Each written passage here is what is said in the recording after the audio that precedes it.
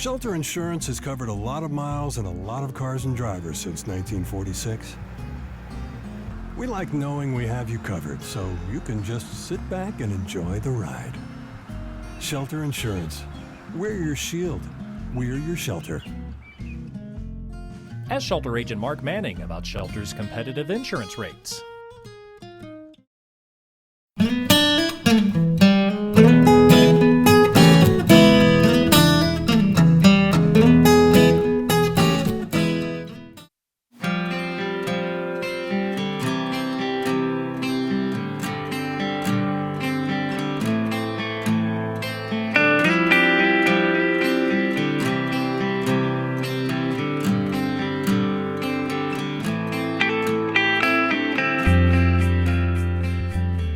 White River Area Agency on Aging with Mr. Ted Hall, who is the Executive Director here, and it's always a great pleasure, sir, to get to see you. And everything is good in Batesville and Newport and surrounding counties, and we just want to come up and talk about and things are going to get better. And things are going to get better, my friend, but we still have stuff to talk about. Absolutely. And of course, we know that the Delta 13, or whatever they call it now, 19, I guess, is still around, and so we're still having to watch that, especially as we travel in our homes and we do our services for folks. But you know, David, I tell you this most every time we meet, is that even throughout this pandemic, we've been able to be in homes and being careful about our protocols and make sure that we're still taking care of seniors. So we continue to do that, and now that we see some relief in the virus, is still having to be careful, but we still need our aides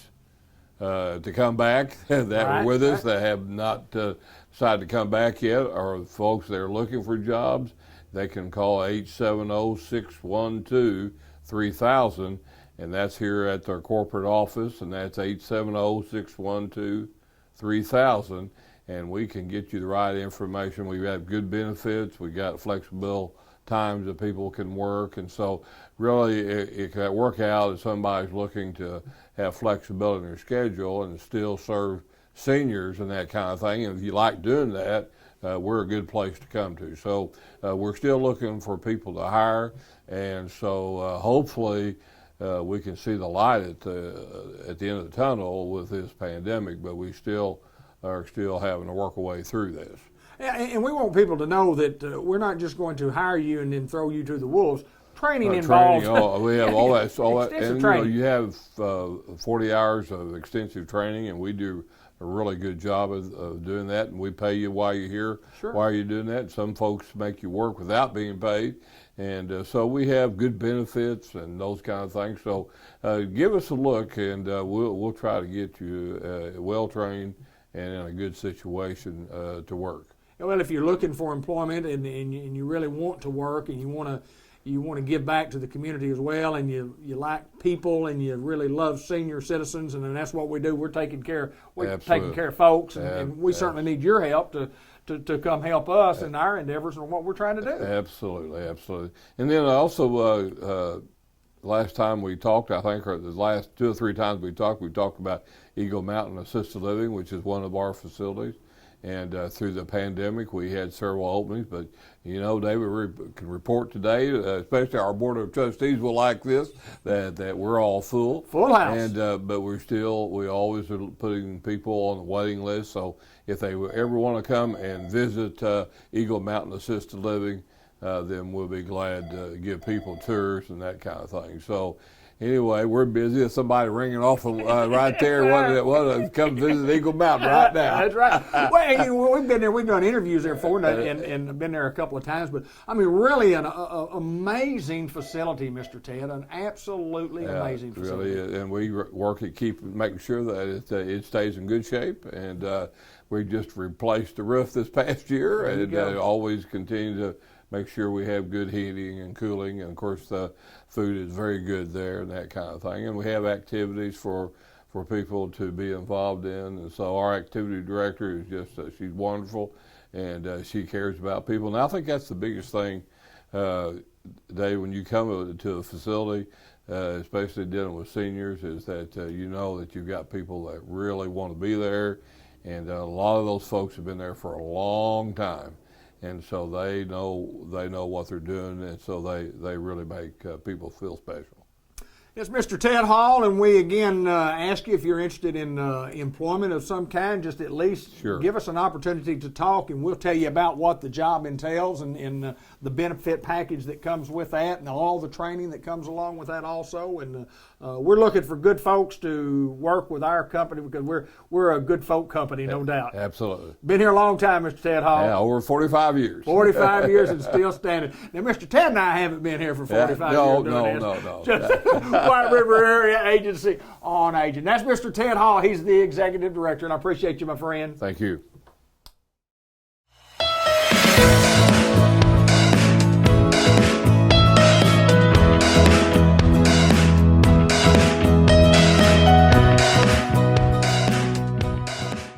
Well, you see John Chadwell on that end, and he's from NEDC, as everybody knows, the Newport Economic Development Commission. And John, always my pleasure to get to visit with you, my friend.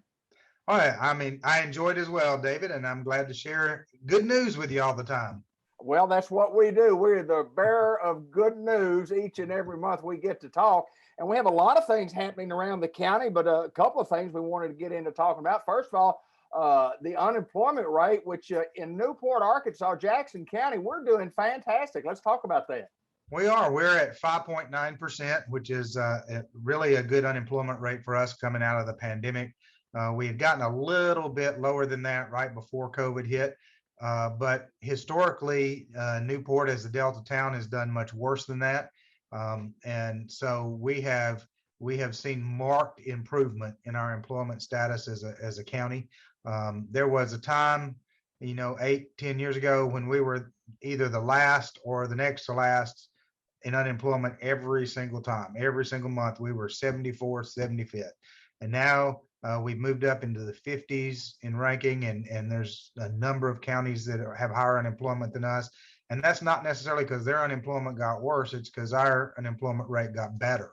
And so with a 5.9% unemployment rate, we have 334 people in Jackson County who don't have a job or who are on unemployment. And those 334 right now, with what we can add up in the office, we have about 300 job openings in the county right now. So jobs available. The jobs are available, and technically we have enough jobs available to satisfy the unemployment that we have in the county, which is a pretty good situation to be in. And Jackson County hadn't always been there. In fact, there have been many times and many months when you and I have sat here, and the number of people unemployed greatly exceeded the number of jobs available. And now we've just about evened that up. And so we do have a lot of people looking for employees. Grangus is looking for employees. A lot of our restaurants are looking for employees. Everywhere you go, you see the hiring now signs. And so that's a good thing. And we just need folks to be able to get those jobs and to be able to match them up with the right job for them. John, we also want to talk about some of the roads that we've been repairing around the area, and just vital to what we do right here in the city of Newport. Sure. And so the city gets a street budget each year, and they get some turn back money and some other things, but they'll get about 190,000. Some years they'll get a little bit more, some years a little bit less. But when you start paving roads and fixing roads and overlaying roads, that doesn't go real far. And so the city's always had a struggle with more needs than they had money. And right. It's not unique to Newport. It's just about every city.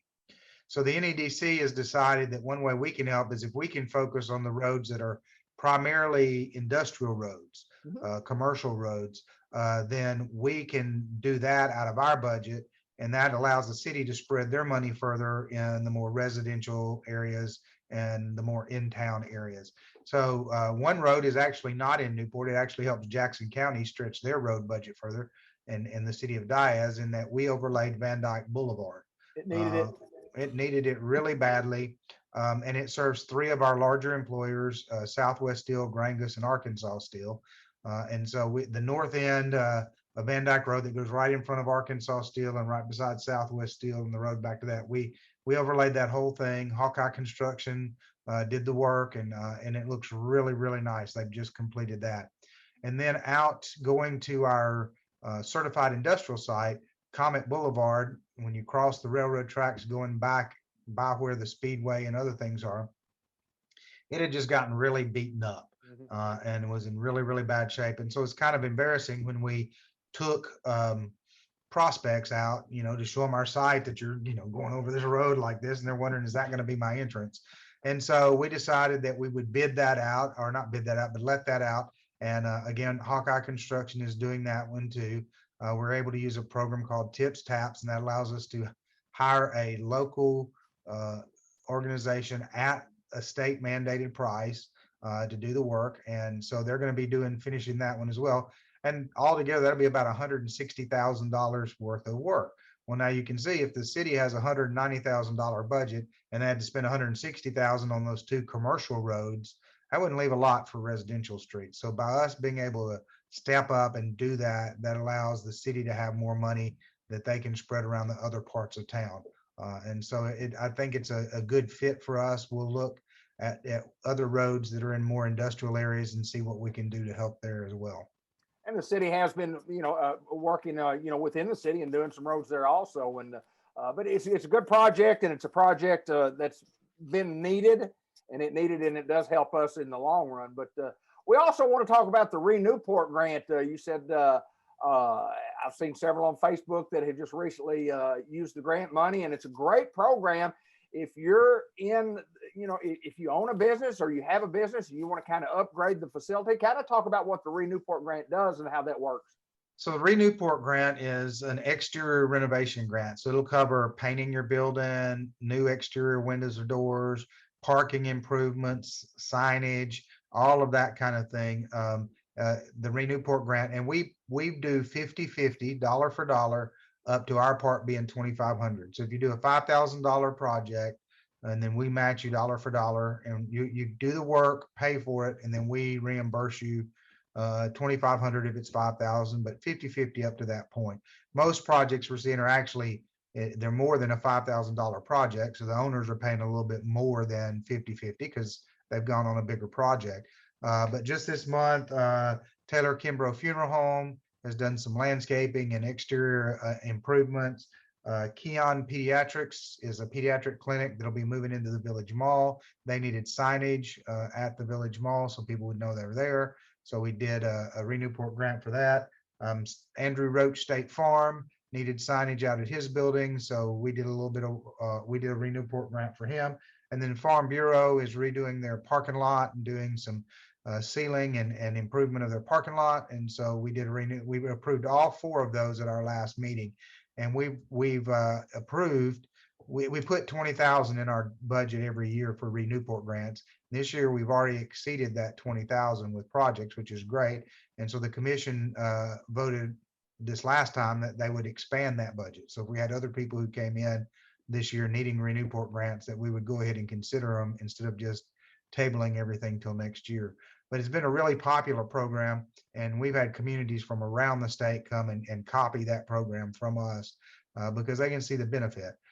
It helps that business, but it also helps beautification of town.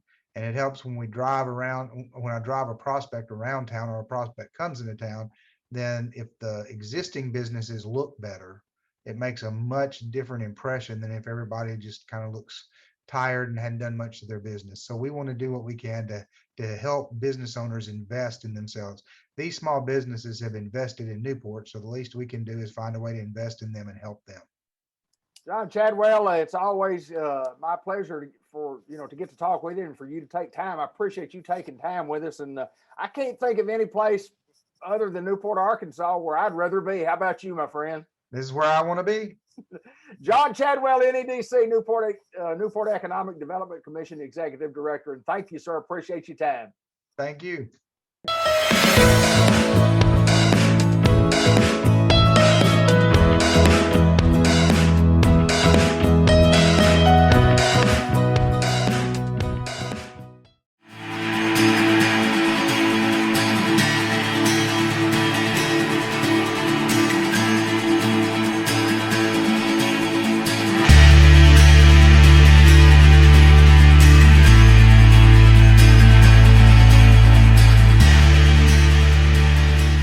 Customized Vision Care in the new building at 1920 Malcolm Avenue in Newport. We've got a great show for you today. Let's go inside and talk with Dr. Gavin McDowell and take a look at the beautiful building.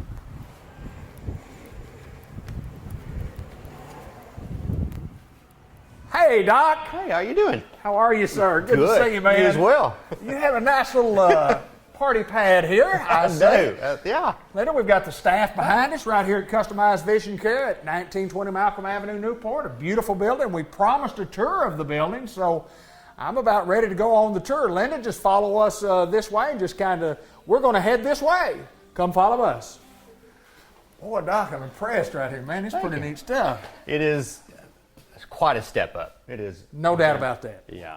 Doc, we're in the first room. Along the way as we go, we're kind of more streamlined to, as a patient, to come in. We're at station to station to station. Where are we here? Tell us what. This is our workup room, pre-test room. We basically get a ballpark idea of where your prescription is. We'll also take a few measurements as far as pressure goes and some fancy visual words that I won't bore you with, but just some work, get some information for me before they even step in the room for me. Hey, Doc, tell us what goes on in this room. This is one of the exam rooms where we check vision, we check ocular health, inside and out, just basically get a good assessment of what makes your eyes click for the day, so to speak. What they click, what I hope they click, and I hope they're seeing. We're going to move on to the next station. Yeah. Doc, what do we have here? This is really just a carbon copy of the other room. We just do the same thing. This way we can have more patients set into the system, or in this whole system for us, to be more efficient. That way the patient has a perception that it's going much quicker for them. And it really does go very fast. We're going to go quick. We're going to go quick. We appreciate you joining us, Customized Vision Care. And is this a carbon copy? Or This is a carbon copy, This is a carbon copy? You've got a lot of these carbon copies Got a going lot on of here, carbon don't you? copies. Yeah, tell me about this. Same thing, vision and ocular health check rooms. So if I were to come over and sit down and go, oh, that's when you bring this over. Yeah. I come over and I'll do it slowly on you this time. Okay, good. Normally I smack you right in the face Yeah. with it. Oh, yeah. E. E. We're having fun at Customized Vision Care in Newport at 1920 Malcolm Avenue in a very brand new building. Not a brand new building, but a building that has been refurbished to where it is brand new. Exactly, yeah. It's basically new from top to bottom. Doc, a big investment here, and you invest in the community, and one of the reasons you been here a long, long time is because the people come. If you build it, people will come. People will come, and they continue to come. And I love Newport because it reminds me so much of my hometown of Corning, which is just another small town. Once you get here and get settled, it's like family. Let's go on to the next room and we'll see what else goes on. This is where the magic happens. The magic happens right here. It says Gavin T. McDowell. Yes, sir. O.D. What's all that stand for? Well, T's for trouble, and the O&D stands for. Yeah, I can't say it on camera. Yes. Oh, lots of credentials on the wall. Well, look at all these. You probably can't see them on the camera, but that's okay. We don't have to look at those. But tell me about Mickey Mouse here. Oh, that's the wife's. My wife's the CFO, so she's a Disney nut. I've never sat in a CFO chair before. You do not look near as cute as she does. No, but I feel as important as she might feel being the CFO of Customized Vision Care. This is one of the most sensitive pieces of equipment we have. This is actually a ERG and a VEP, and not to bore anybody with what that acronym stands for. This measures impulses of the brain. Wow. So whether you've got a retinal problem, a nerve problem, or just a flat out poor vision problem, we can see if the brain, because the brain is what is actually performing the process for you to see. Now, Doc, I got to ask you this. Yep. And I want you to be truthful with me. I remember being in not this room, but over at the other place, and going into that room, and you went, nothing there. And we went on to the next room. So what was the deal there? Well, I was just confirming why whenever I'd shine the light in your eye, I'd have to have you put your fingers in your ears. That was all it was. We're Customized Vision Care. Dr. Gavin McDowell, he is as crazy as the day is long in the summertime. We're moving on to the next room. Sure. And Doc, this is one of my favorites. I don't know what it is. Tell me what we would do here. I've done this 100 times. You stick something, you go here. Is that right? What does this machine do? This is a retinal camera. It allows us to take pictures of the back of the eye. That way we can have, like if I take a picture today, then 3 years from now I can take another picture, or 3 months from now take another picture, and have just to show progression of changes in the back of the eye, and I can compare apples to apples. It's hard to remember exactly what the back of your eye looks like from one day to the next whenever I have so many patients come through here. Oh, So absolutely. that just documents that. And then in the same room we have this visual field analyzer. I have 2 of these in the office, and there's a reason why. This is the slowest machine. Now, here's the upside. This is the fastest version of this type of test that exists. That's not the click machine. That's the clicker? Oh, it's the one everybody remembers too. It's like, oh, please don't make me do the click game today. Click test. This takes about 15 minutes for both eyes. Okay. The old version was 15 minutes per eye. Oh. So yeah, we upgraded, but it still takes a while. So that way patients aren't waiting. I got this one and another one in the other room. I love the streamline of how everything just is one step to the other, and I'll talk about these machines because I've been in here a lot. I've actually been here a lot, and I've done that click test, and it's not my favorite test, but I've had worse tests before. It is critical in a lot of the ocular impairments people have. That one right there. We're moving on with Dr. Gavin McDowell at Customized Vision Care in Newport. We just moved one room down along our trailways to wherever we're going from here. This looks like a bigger version of something. Oh, this is you check both. Oh, what does this do? Tell me, It's please. an OCT, and what this does, it basically does, think like an ultrasound, Okay. but it uses a laser instead of sound. And what it does, it allows me to look at different tissues at the back of the eye and do like a cross-sectional view. Instead of just looking, I can see tissue. Well, I see. It'll show me tissue thicknesses and stuff that are deeper than into the back of the eye that can't be seen. So you put one. One side's for one eye, one There you go. That yeah. out here. I like it. I like it. I tell you, it's amazing what you have to do. You know, it just seems like when you go to the doctor and you have a couple of tests, just but when you go to an optometrist, there's so many tests that you have to do because there's so many things that you're checking for. I mean, it's not a simple procedure. It's not a 5-minute deal. No. And here's the thing: most patients expect from the time they hit the door coming in to the time they leave, they're really expecting the whole thing to be like 30 minutes. It's longer than that. We really try to do that, and that's the reason I've designed this building to be in such the flow that it is, so that way we cut this down and we make it as efficient as possible. That way we're meeting patient expectations. Well, we got more stuff to show. Yeah, coming right up. All right, Doc, I want to get into the contact room because this is where I like to go because I love to talk about the Guaranteed Contact Lens Success Program. Yeah. Now, tell me what that is. Tell our audience what that is. Okay. Generally speaking, if you've ever been even slightly hesitant about, will contact lenses work for me? Well, there's an easy way to find out. You come in, we've got several different brands and several different parameters. We've got something in stock to fit most everybody to try. And we will try every single one of these brands and every type of fit that it takes until you are happy or you just give up. So, and if you never find a lens that you are comfortable with and you see as well as you think you should see out of, you don't have to pay for a single lens ever. So, hey, let me tell you what, Guaranteed Contact Lens Success Program right here at Customized Vision Care, and that Lynn is going to take care of all the contact needs. She will. We're moving on to Customized. Well, it's the drive-through window. Yeah. I thought maybe I would use it to get a cheeseburger or something along that line, but you can't get a cheeseburger here, can you? Well, I can. If you'll wait right here, I'm going to go through the front door and just run right over here to Hardee's and get you one. I'll be right back. Drive-through window so convenient here. Tell me about this. Well, being able to just hand off supplies of contacts, people coming through we have forms for kids who fail their screenings, or patients are just needed to drop off for having me to fill out or for me to hand back to them. I mean, realistically, we will dispense glasses through this. We prefer you to come inside because we want to be able to feel them on your face and adjust them as need be. But if you're in a hurry, right here's your ticket. The walk-through window or the drive-through, whichever you like. It's safer if you're in a vehicle and there's another one behind you.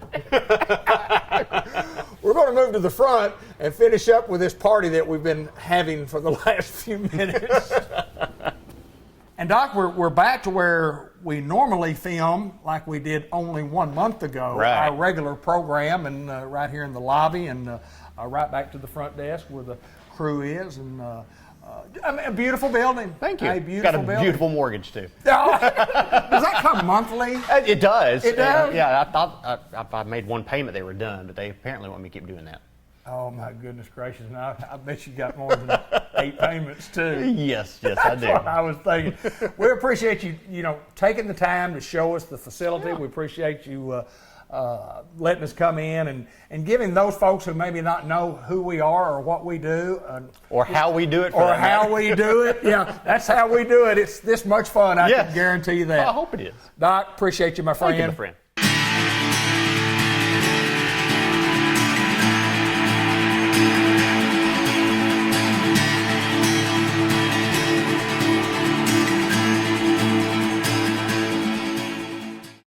Merchants and Planters Bank was founded in 1946 by farmers and business owners because they needed a community bank that knew them and understood their business. A lot has changed since then, but Merchants and Planters Bank is still employee-owned and operated, and we're still committed to knowing and understanding the needs of every customer we serve. Great rates, fast turnarounds, and experienced local bankers ready to work for you. That's why you should choose Merchants and Planters Bank. Stop in any of our 12 locations or contact us at mnpbank.com.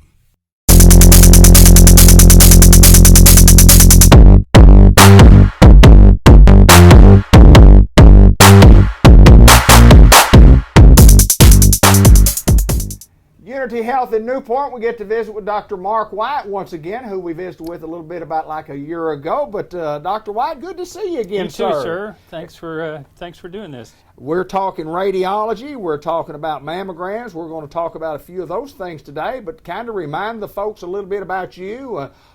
First of all, from a medical standpoint, and then talk a little bit about your family. Where'd you get started in this old business? Sure. Yeah, I went to med school, graduated in '87, started my training in radiology in '88, finished in '92, moved back to Searcy. So I've been in Searcy since '92, practicing general diagnostic radiology.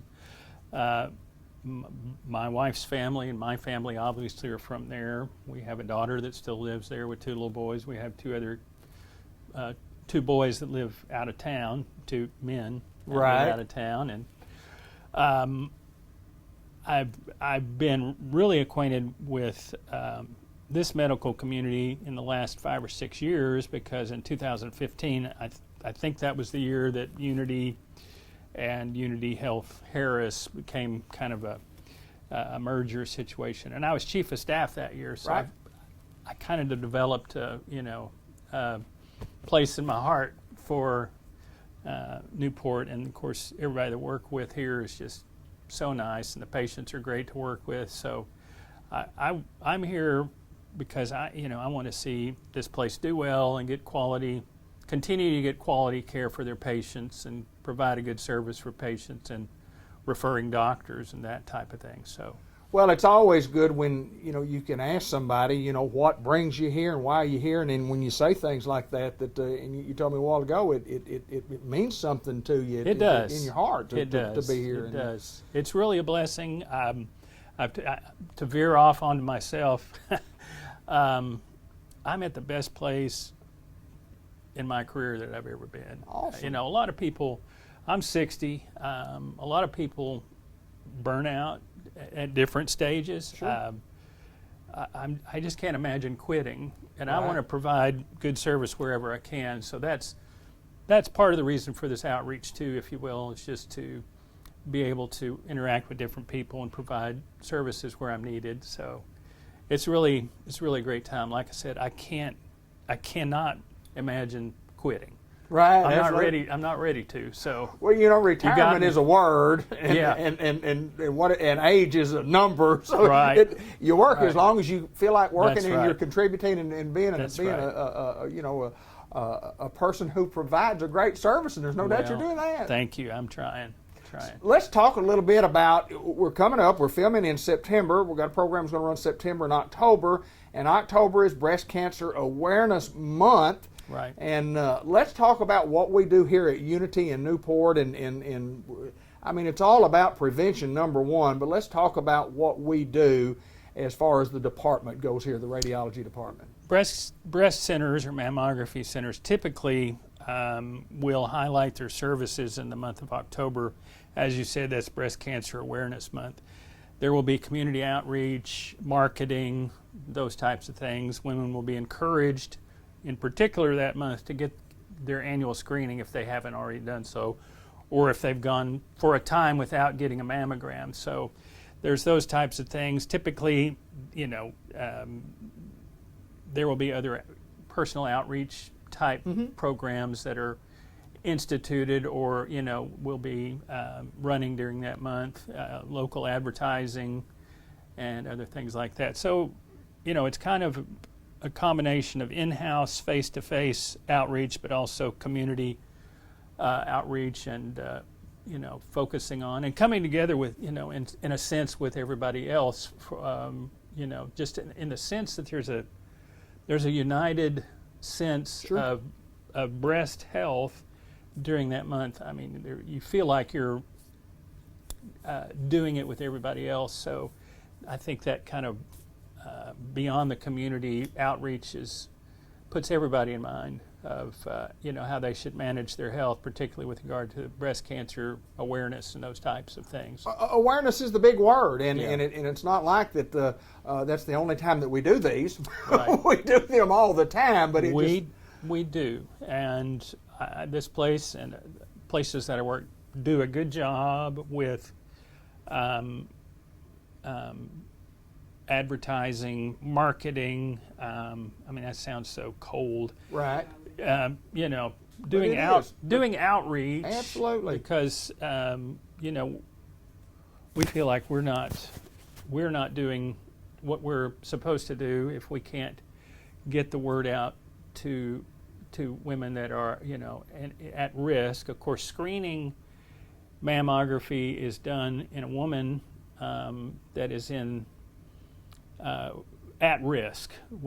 At the time they've done their screening, they don't have any complaints. Right. But because of the population and because we know that women, as they progress in age, the incidence of breast cancer will increase, and you've probably seen lifetime risk of 1 in 8. Well, that's if a woman lives to be 80, 90, or whatever.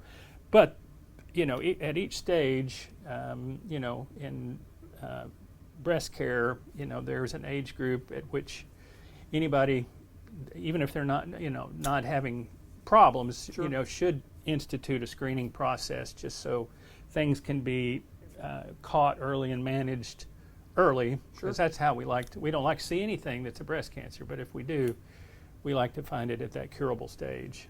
What recommendation do you make for an age as far as people to start to say, well, I need to go get my first one this time? Right. So typically what we do is we recommend a woman have her first screening mammogram by age 35. Okay. And then at the age of 40, we recommend annual screening mammograms. So that's just for the typical population, if you will. Yeah. Mm-hmm. And it's so important for people to understand that we're doing these to try to find some early onset that could actually save somebody's life, and it does time after time again. It does. It's reduced the percentage of deadly cancer. It's increased the detection awareness and the ability to find things early. So there's no doubt the data will show that catching things early and finding things before you would have otherwise known about them, helps in the survivability of the disease. So we certainly we expect you as good citizens to not only join us in October, but join us when you would like to have a mammogram. You can call us here at the hospital and get one scheduled, or go through your primary care physician to get one scheduled. And we welcome you back to Newport, Arkansas. Well, I'm glad to be back, sir. Thank you. I know you are, and excited to have you here, and you're such a great addition to the staff. Well, thank you. Thank you. We appreciate what you do, my friend. Thank you, Dr. White. All right. Thank you.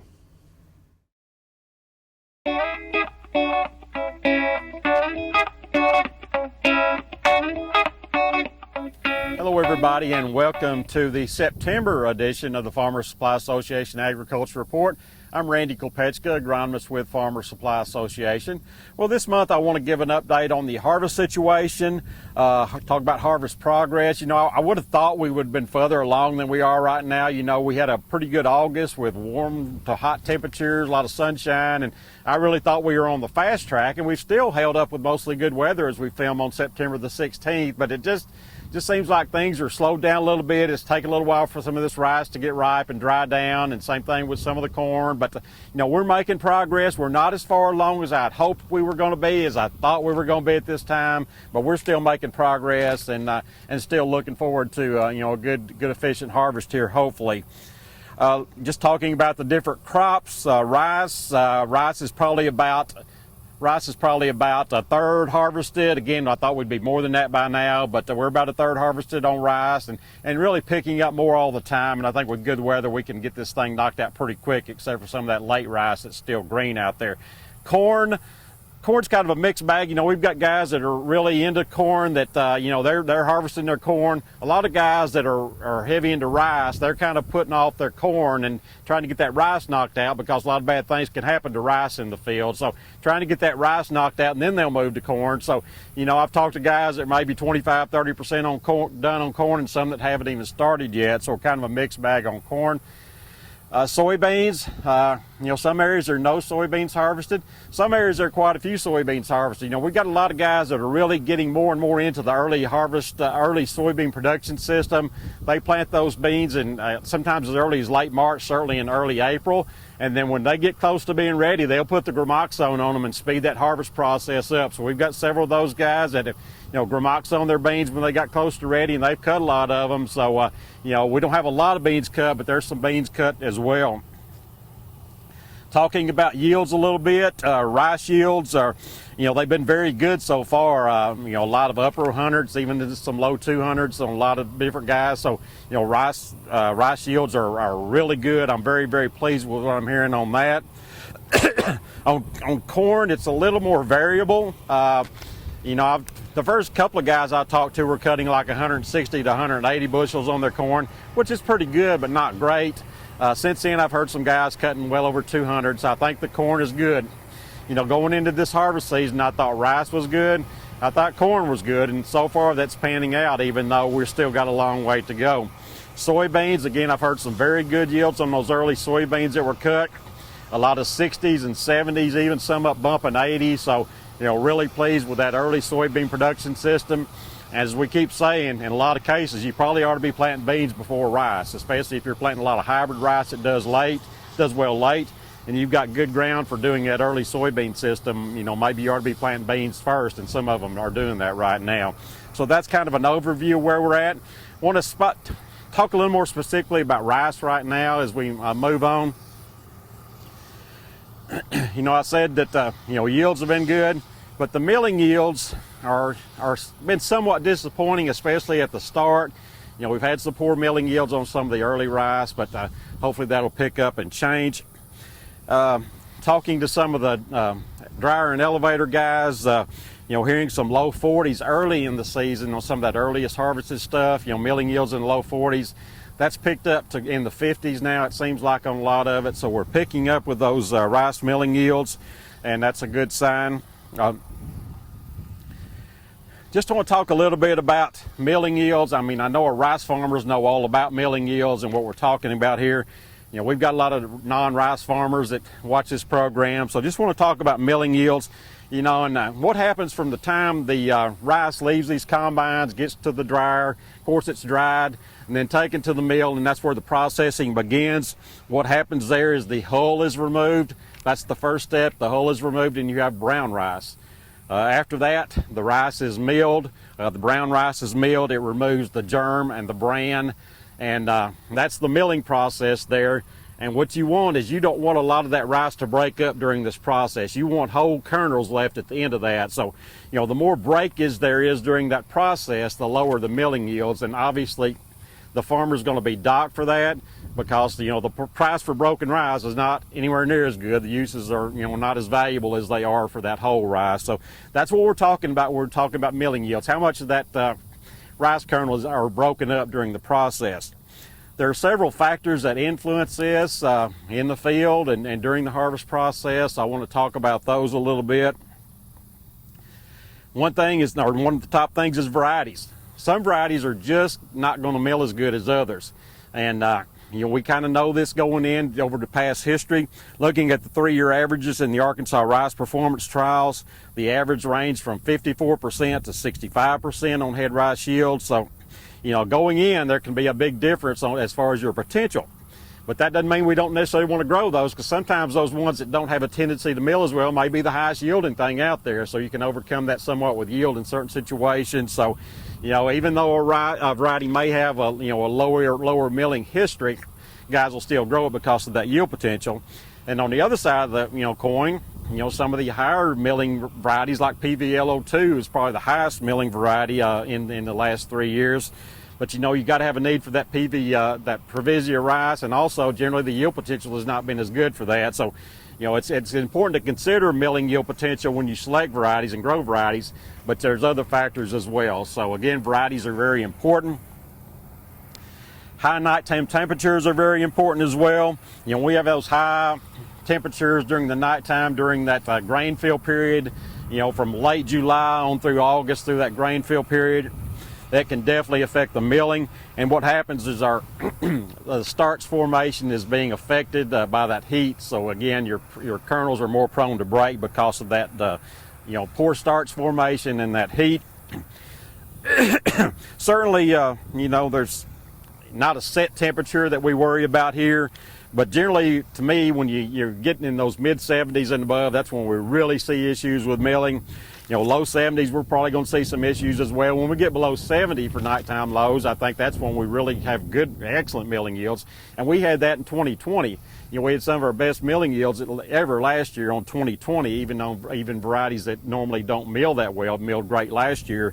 And that's because we had such cool nights. A lot of nights where lows were in the 60s during that August period. So again, we're concerned about those high nighttime temperatures and their effects on milling. So again, hopefully we can have those years where we have the upper 60s and low 70s for our nighttime lows. But in years, where we have those higher temperatures, it's going to affect the milling.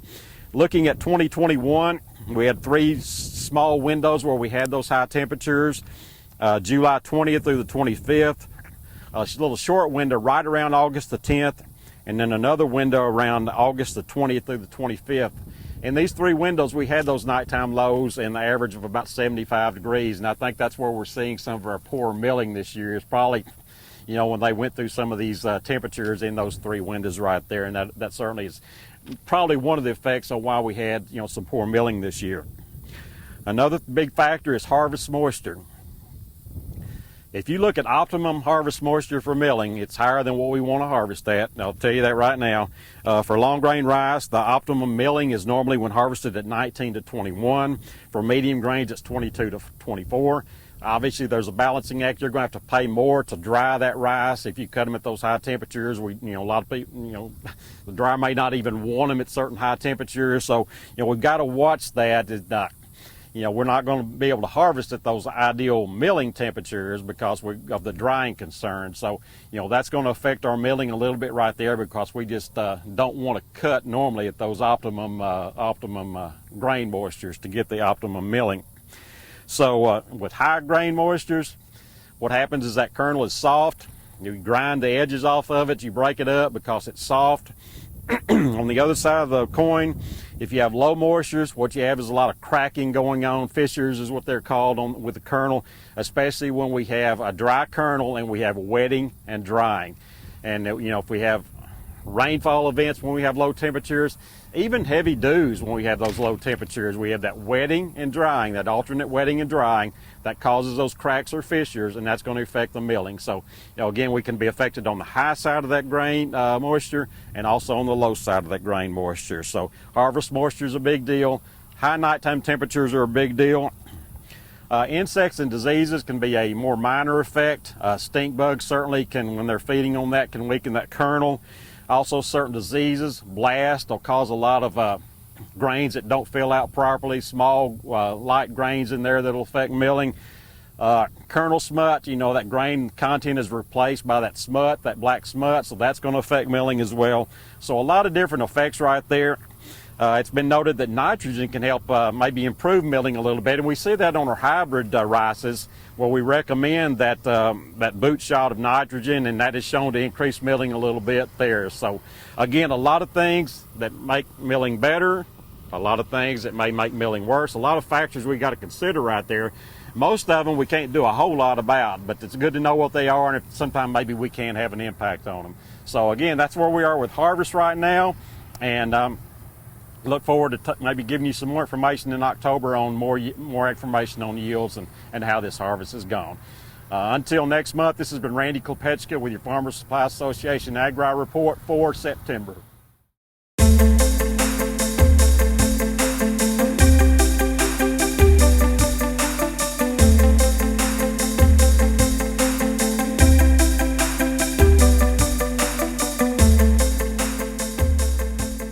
First Community Bank Newport, the Greyhound Report with Mr. Brett Bunch, who joins us, the superintendent of the Newport High School, and we operate with mask, Mr. Bunch, because that's part of the protocol. Yes, sir. We made a decision back in August when school was getting ready to start to use masks, to reevaluate after 30 days. That was we did that Tuesday night at our board meeting, and really what we had said is if our county is in red, which is there's too many cases, then we're going to continue the mask. If it's in green, then they become optional.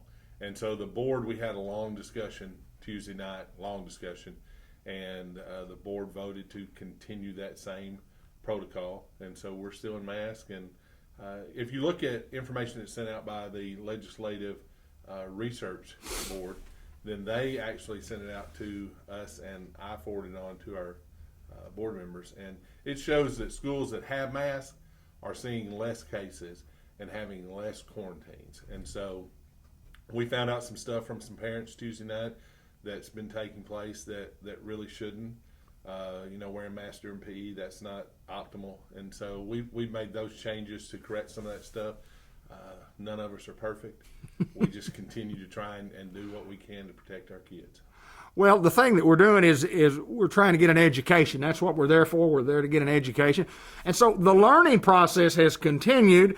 We go through last year, which was just a tremendous different type of year. And even this year is not 100% back to what we call a normal. And who knows whether it ever get back to a normal. But we're still having good education at the Newport school system. We are. And last year we ended the school year with 1,049 students.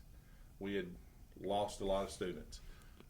This year, we're at 1,132. Wow. If you add our pre-K in, we're over 1,200. So it's really, we've seen that back in-person need.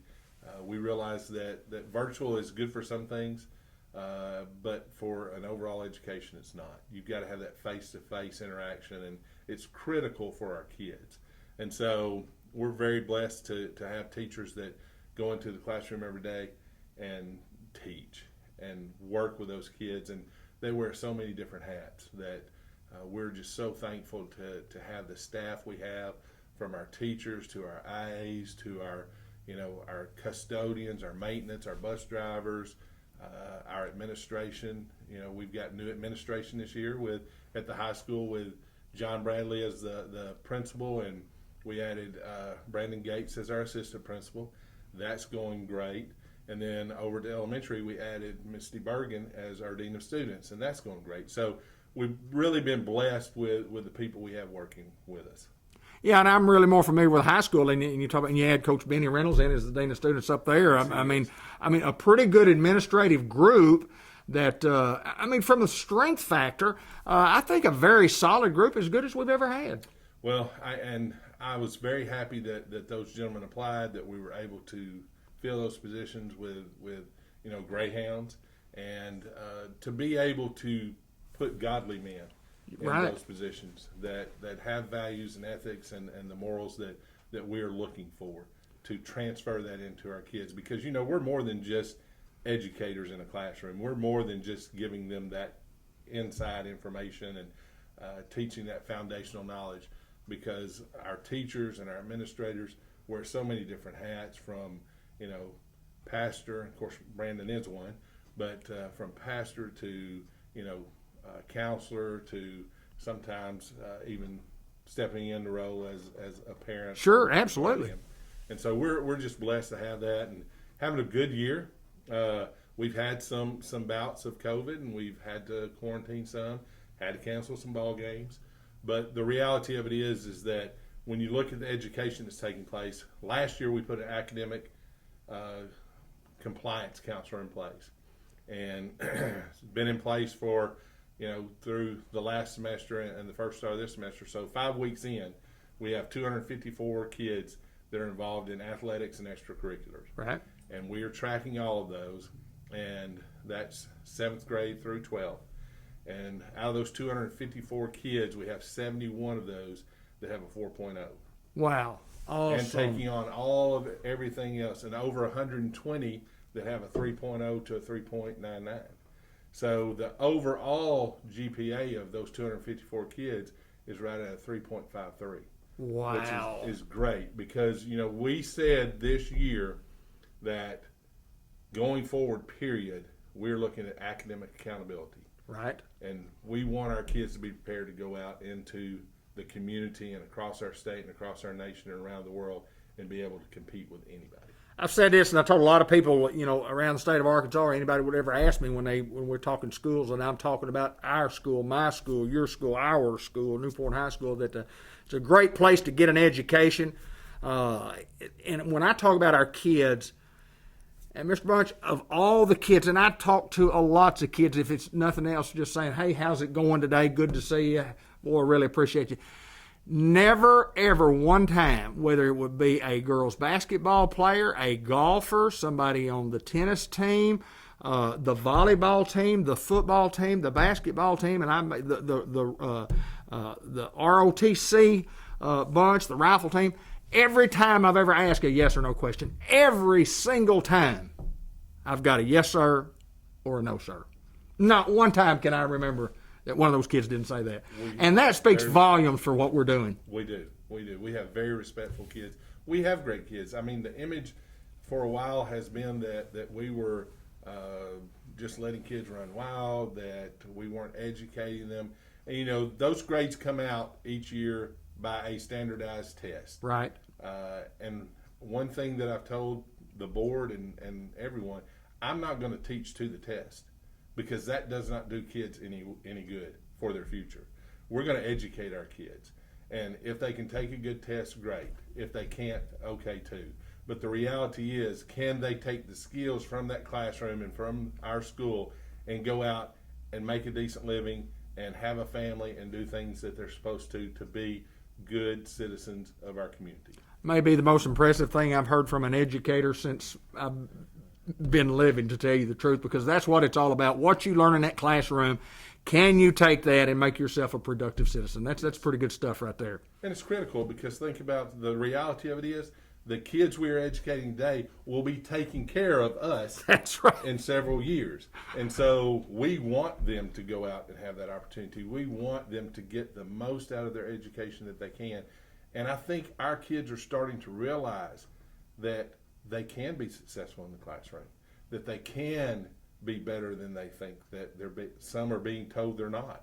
And so our challenge is continue that academic accountability, make it possible for our kids to go out and earn a good living and be good citizens, be taxpayers, so that we can continue to educate their kids.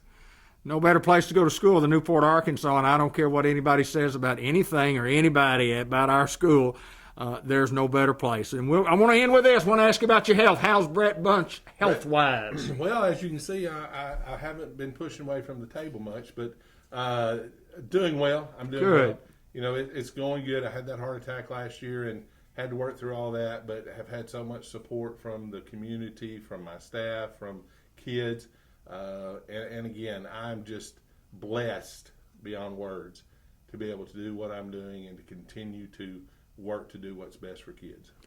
That's Mr. Brett Bunch. He is the head hound, the superintendent of the Newport Public School System, the Newport Special School District. We appreciate you taking time, as always, to join us on the First Community Bank Greyhound Report. Thank you, Mr. Bunch. Thank you, sir. And Go Hounds!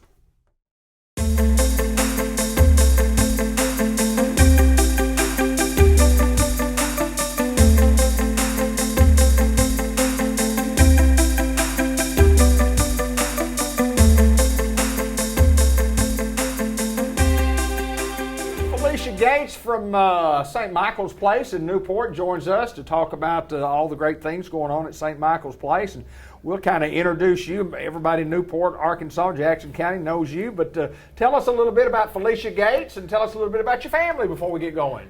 Okay, well, my family and I live out at Elgin. We have for like 4 years now. I am married. We have 4 kids. We have all of the animals, and our roots are deep. Deep here in Yes. Jackson County for sure, no doubt Yes. about that. And let's get into talk about St. Michael's Place. And of course, we're a long-term or short care facility. Tell us about what your job title is, and tell us a little bit about the job description and a Sure. day-to-day. What do you do here? Sure. So I am the business office manager. Okay. So any money that comes into the facility, whether it be for trust for the residents or their payments for their stay here, their families all bring that to me. I'm in control of their trust accounts. So all the money, that's all me. All You're the the money insurance, lady. that's all me. Yep. And so I deal with all of that. And so admissions, all the payer source issues, that's all me. I take care of all of that for our admissions. Tell me a little bit about being here and then not being here and then being here. So I a few years ago I worked here as the business office manager. Unforeseen circumstances, I left and I got the opportunity to come back. Thank you, April. And and we've always talked about how St. Michael's Place feels like home, and it does. It really does. And we love the people, we love the house, we love everything about it. There's something about these walls. It just feels like home. So I'm glad to be back, and I plan on my goal is to become the administrator here and just take over from where April leaves off.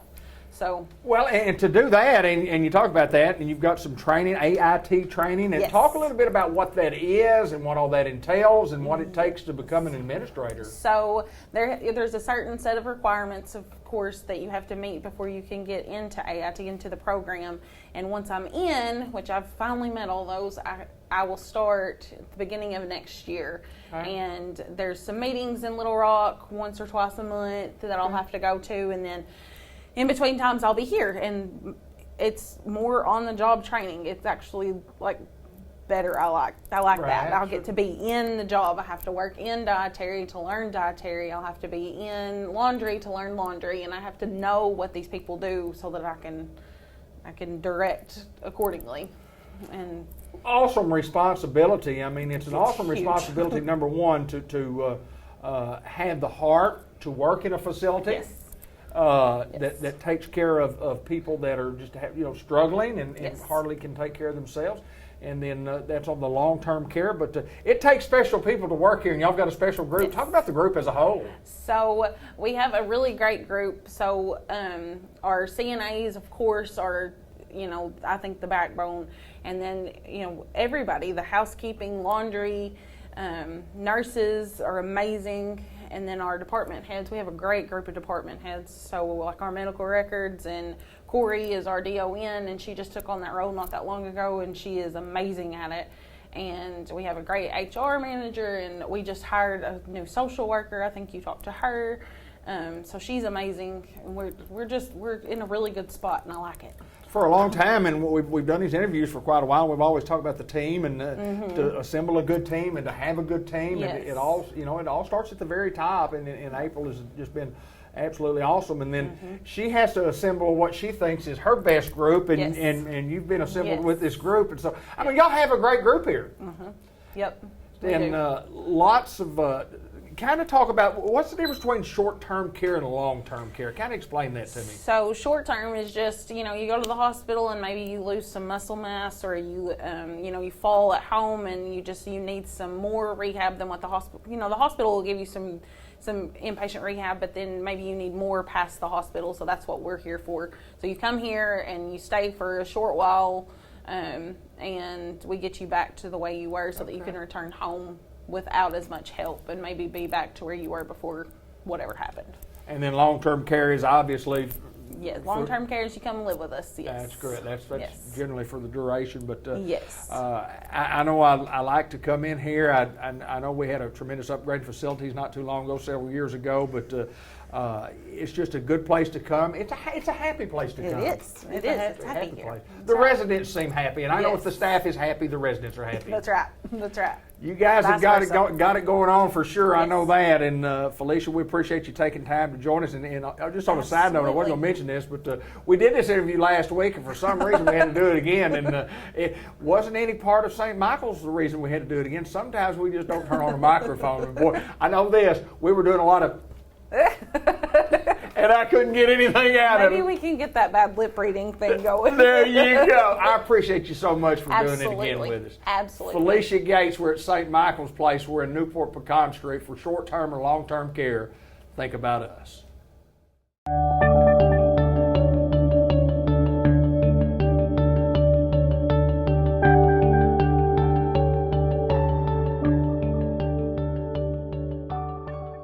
Well, it's always a pleasure for me to get to welcome my good friend, Dr. Jeff Angel, back to our program. And anytime I can see the good doctor in these circumstances where it's not work for him, that means I'm wide awake and doing well. Good to see you, Doc. Good to see you. Every time I've gotten to see you while you were working, you always put me to sleep for some reason now, and I understand that. Yeah, that makes it a little bit more comfortable for you. It does, doesn't it? Well, we want to talk about some things today, and I've interviewed you before, and for those folks who might not know you or who've been under a rock, tell us a little bit about Jeff Angel. Tell us a little bit about where you grew up, and then how you got to Batesville, Arkansas, and how you got to WRMC.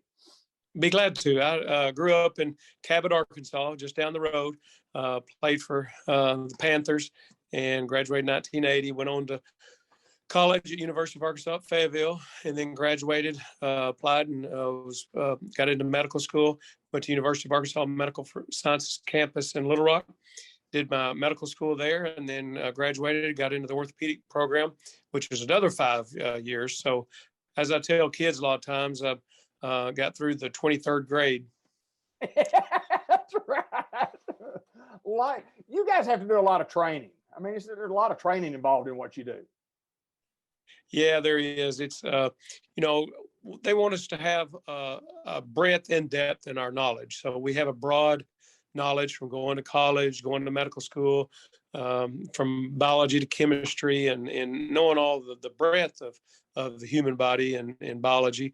But then we also then have 5 years to do surgery, 5 years of intense training and get the depth of our specialty. And where the old adage is, see one, do one, teach one. But the point is that we are learning and teaching at the same time. So we're learning from our attending surgeons, from surgeons that are above us in responsibility and in experience, and then we learn it, and as we're learning it, we're teaching it to someone younger than us. So through that process, we just get hours and hours of exposure, hours and hours of different people doing things different ways, and then of course all the didactic, which is the reading and conferences, all in that together. So yes, we do have a broad and a deep educational system. Well, you're at WRMC Orthopedic and Sports Medicine Clinic and been there for a while. And I mean, your experiences have been, I know, awesome. And I've used you forever. I think you're the best, and you're working for a great team up there. And this is the time of year when high school, colleges get back to playing football, and the Olympics they just happened, and sports injuries, and you handle a lot of that. So it's kind of like a specialty for you. But the sports medicine side has really grown. Talk a little bit about your thoughts on sports medicine and the injuries that there are in athletics, because it just happens. Yeah, there's always going to be, unfortunately, some injuries. Most of them, fortunately, are minor and that will self-resolve and with time. And a lot of them need some treatment. Some of them need even more complex treatments. But however, we can be injured doing anything, of walking outside. We see injuries of tripping over the water hose. So we try not to, we try to make the sports as safe as they can be, but people and kids gain great, not only the physical and activity part of growing up and participating in sports, but also the mental thing and the teamwork building and the discipline.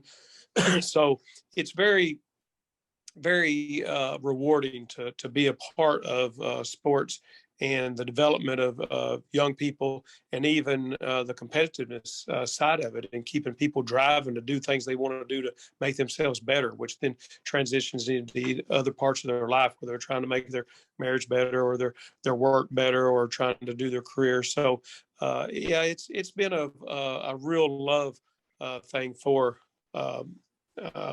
us in orthopedics, who have kind of married to sports medicine. And although we take care of patients from every age, from the time they're born to the seniors, there's a special place for most orthopedic surgeons' heart for sports medicine.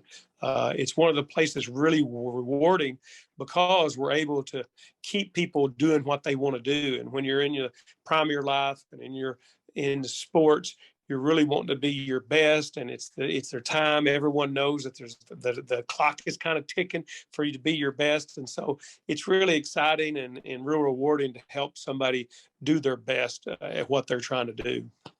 When you look at some of the numbers that I've been given here, when it's talking about how many people participate and how much training goes in, and I mean, literally millions of children and adolescents in youth sports and so on and so forth. There's just a lot of people participate. How important is the training compared to, everybody's got to train, but how important is that? And then sometimes you just have just like you say, the person who walks outside and trips on the sidewalk and injures an ankle, didn't need any training for that. How important is sports training? Yeah, there's been lots of studies and lots of time-honored techniques in preventing injuries.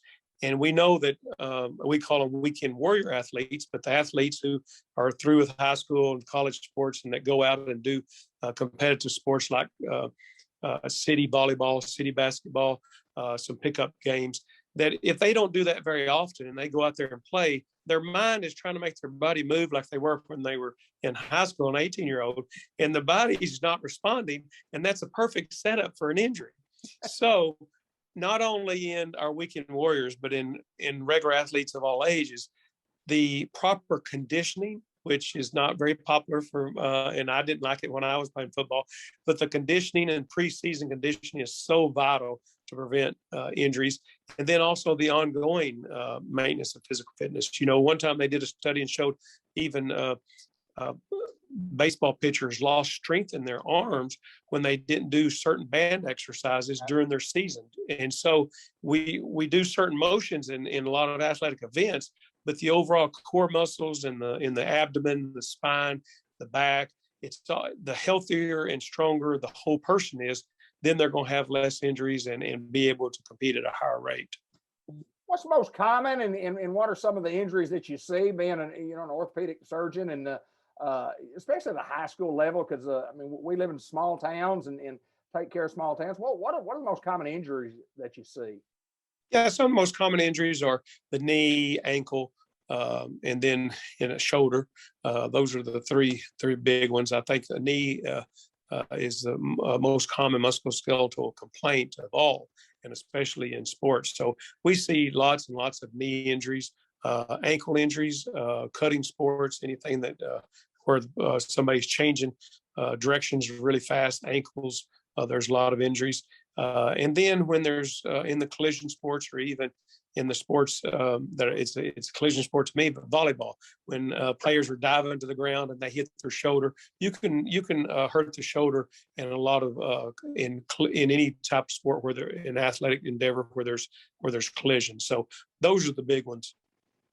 I know that you have to keep up with the latest of technologies and that the clinic does, and then you still, after all the training that you did when you're young, you're still training, you're still practicing, they say, and you're still working on the up-to-date technologies that there are today. And robotics comes to mind. What a specialty. Yeah, it is exciting. We're kind of sometimes they make fun of us for being the carpenters of medicine, but also being the technology nerds. So you're exactly right. We go to meetings, throughout the year. It's been over Zoom during the COVID, but we go to meetings and hear other doctors presenting new methods, new technology, and we're always reading. So we're lifelong students. And it's one thing I tell younger people is that that's one of the exciting things about being a surgeon is you get to learn your whole life. So you're always fresh and keeping up with new things because there's always something better coming down the line to treat something, make it perfect. Even though we got 95% results, we're always striving to get it to 99 to 100%. So there's always improvements. So yes, the robotics for arthroplasty and joint replacements has been great. More and more arthroscopic procedures by doing not as much infection and also being able to get patients back faster by having less invasive techniques. And so those are the things that do make it exciting and keep us on our game, so to speak, to keep up in medicine. Who are some of the doctors that train with you there, or that are there with you, not train with you, but you've got, I mean, there's several other Oh yeah, folks. we've got a great group now. We've got Dr. Allen, who's been here a long time and the founder of our clinic. And then we've got Dr. Carpenter, who's been here for about 10 years now. And then also Dr. Greer, who joined us a couple of years ago. And so they both do sports medicine. They both help cover Line College and help cover the local high schools. And so we're all very available for people that want to see us regardless. And if we can't handle it, we've got direct contact and connections with doctors in Little Rock or wherever we need to send somebody for something that we can't do. So we can see the person and tell them what we recommend, but also if it's something that's very elaborate, we can also have connections to know where would we send our family to at the next stop if we need it. Somebody needs to see you. Somebody's got a problem like one of us old people out here in the world. How do we get in touch with you guys? What do we have to do to get to see you guys? I know what I do. I call it White River Sports Medicine Orthopedic Clinic, and it's 870-793-2371. And we'll be glad to see you. And if anyone ever has any trouble getting in, and we have an open door if you have your doctor or able to know somebody like you that's got our number and text us, we'll always get somebody in as quick as we need to. You've always taken care of me, my friend, and I've always appreciated it. You've taken care of Grant Black some too, our baseball player, and it's nice to know that you have somebody to turn to when you've got a little ache or pain. It's a little bit more than an ache or pain. I appreciate you taking the time. I know you're a busy guy. I know you got lots of things going on today, Doc, but it's always my pleasure to get to see you. Anytime. Take care. All right, it's Dr. Jeff Angel from WRMC at the Orthopedic and Sports Medicine Clinic up in Batesville. Thank you, my friend. Thank you.